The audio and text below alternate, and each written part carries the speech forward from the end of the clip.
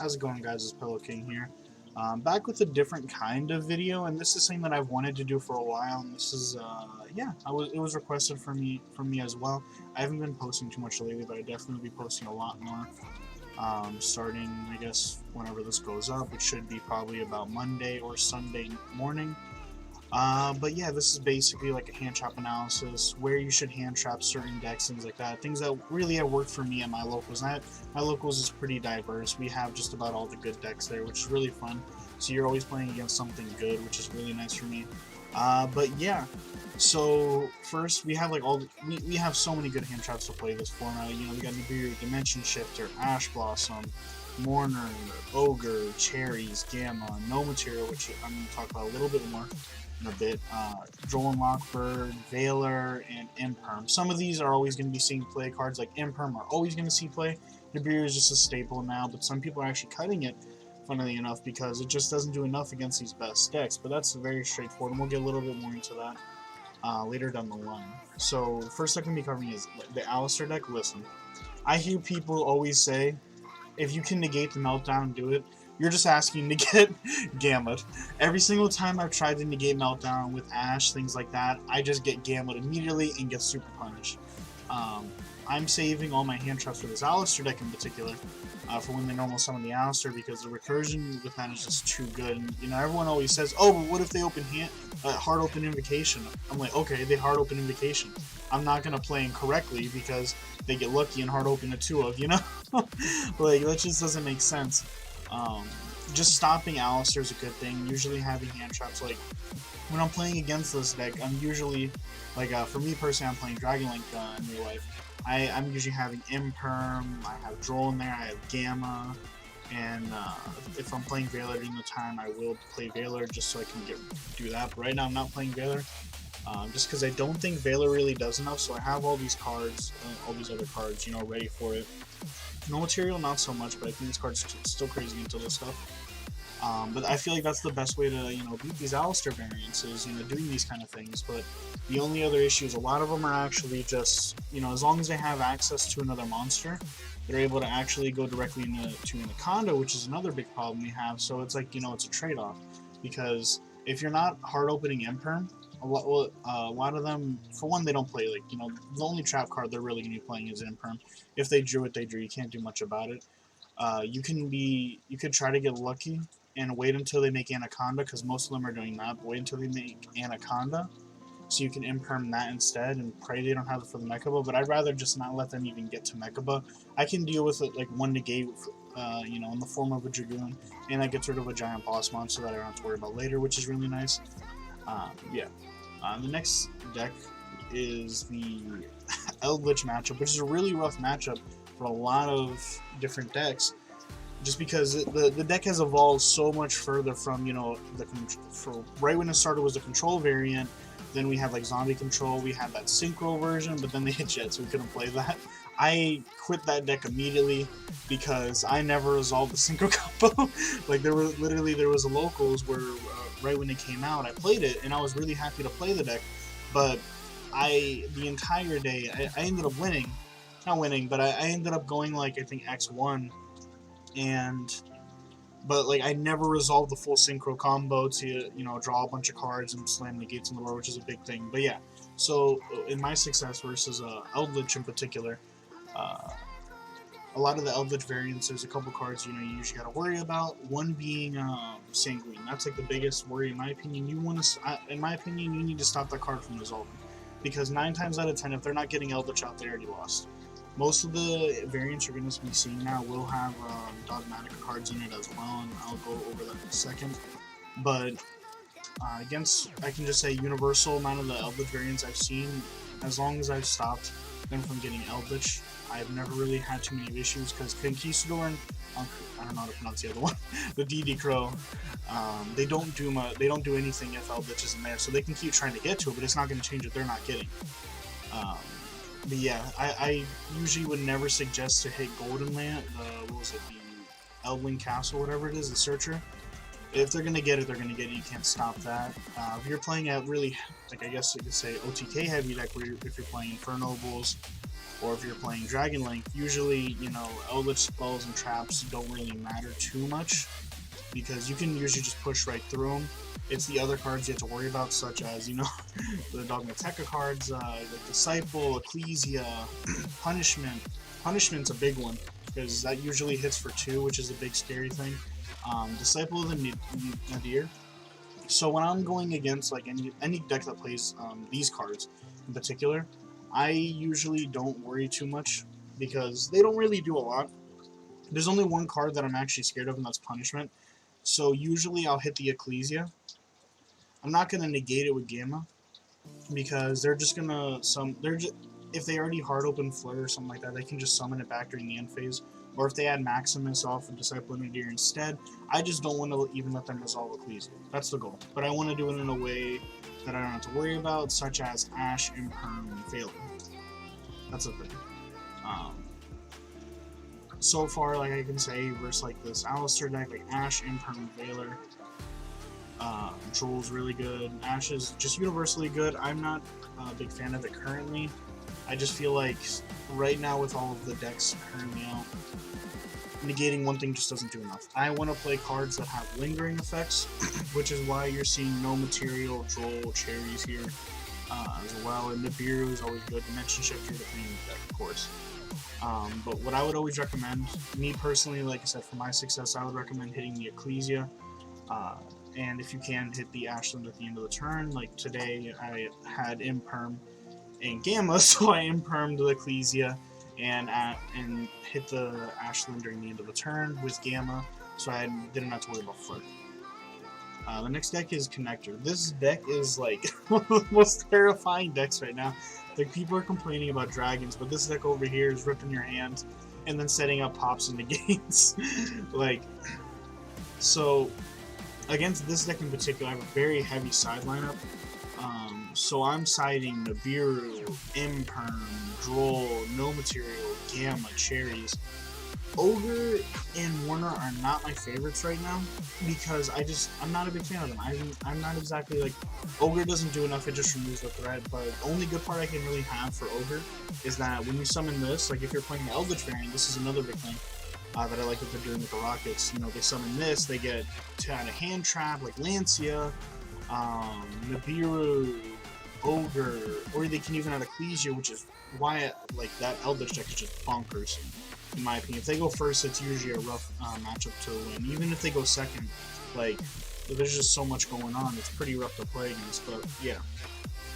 But against this deck in particular, when you're playing against Warrior, and for Nobles, like the Warrior variant, we're all going to be seeing for a while until December hits, but, excuse me.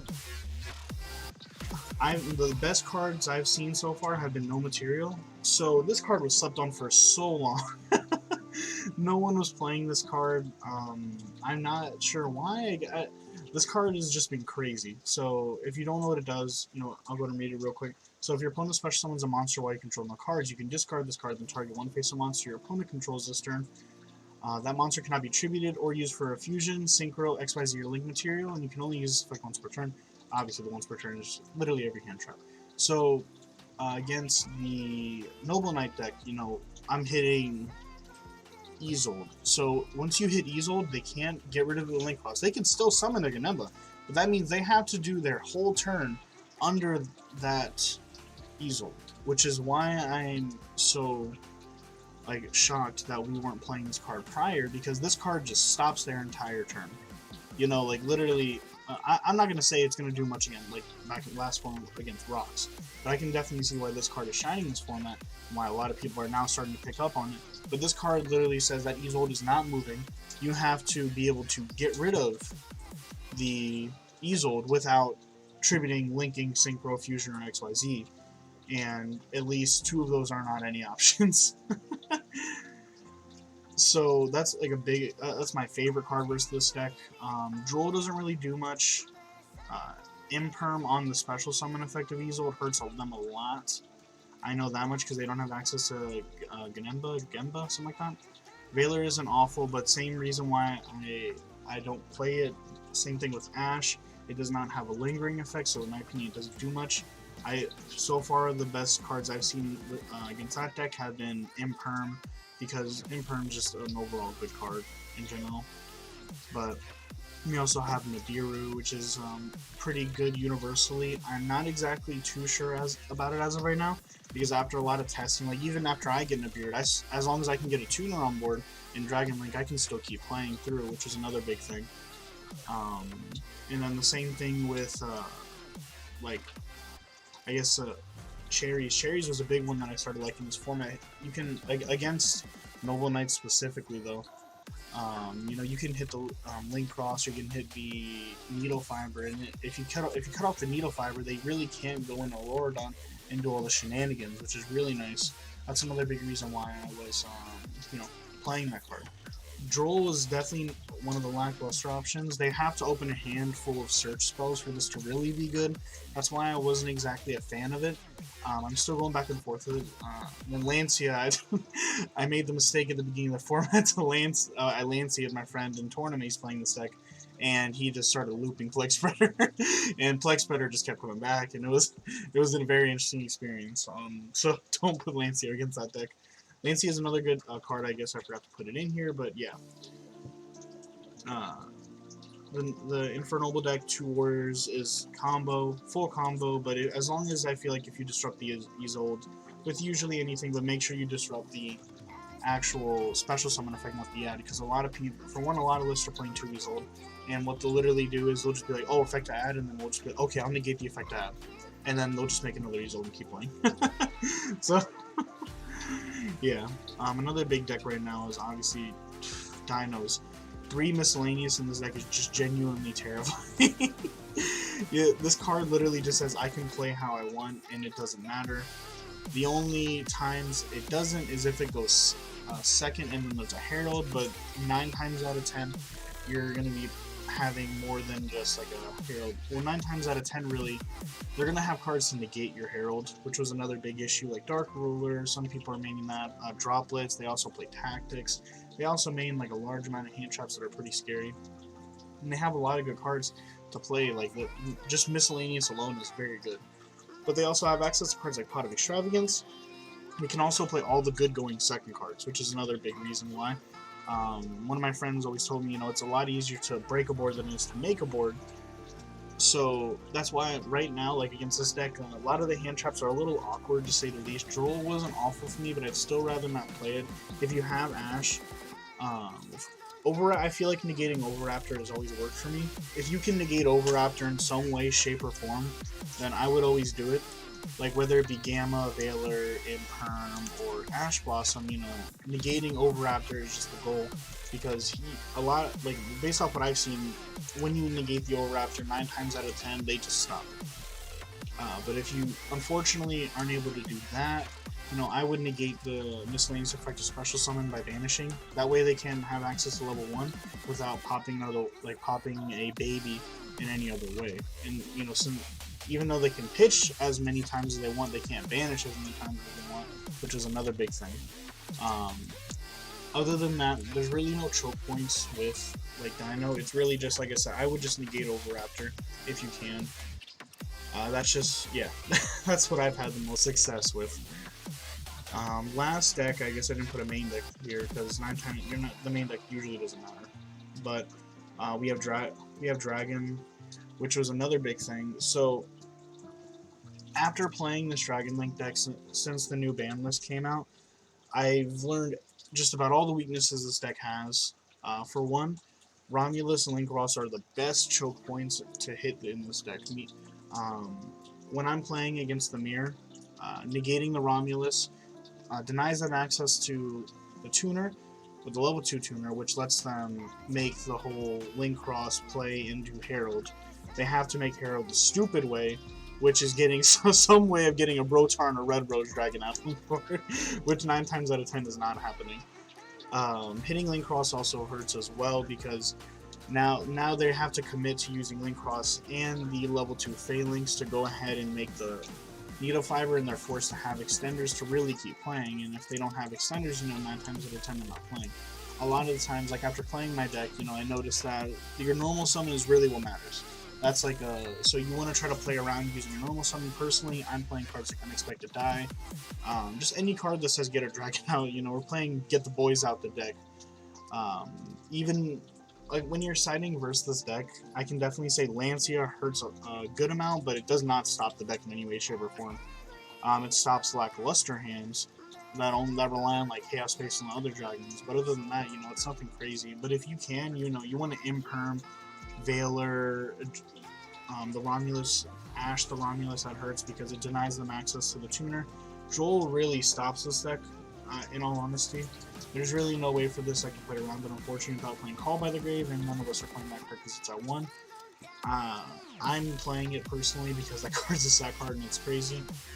I don't know why you wouldn't want to play one of the best cards to say no to hand traps, even if it's at 1. I'm playing a 60 card deck at least. If I can see it, I'm happy. If not, I'll just play my regular dragon cards. Nibiru, 9 times out of 10 is not stopping this deck. Usually you're fighting through Nibiru, which is perfectly fine. You can open almost the whole combo. The only thing you ever miss when you get Nibiru is a Herald. But you still have Buster Lock, Spheres, Big Dragon, and you usually have Chaos Levianeer for next turn as well.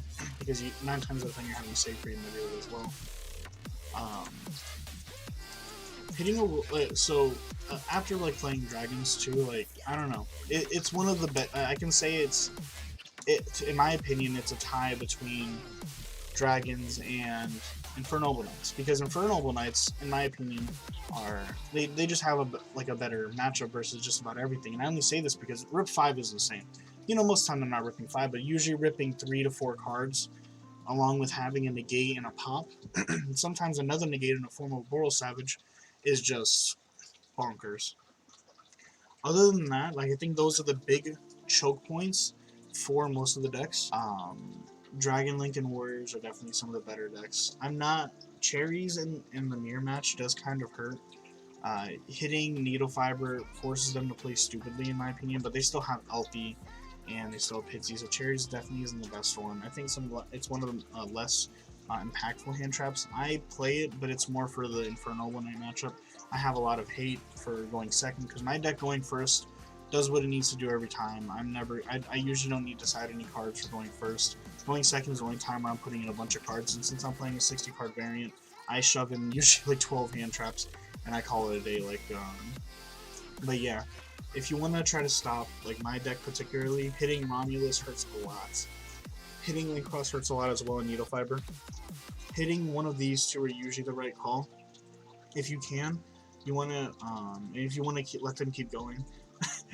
And this happened to me earlier today at Locals, and I should have noticed this till after, so I opened a hand up.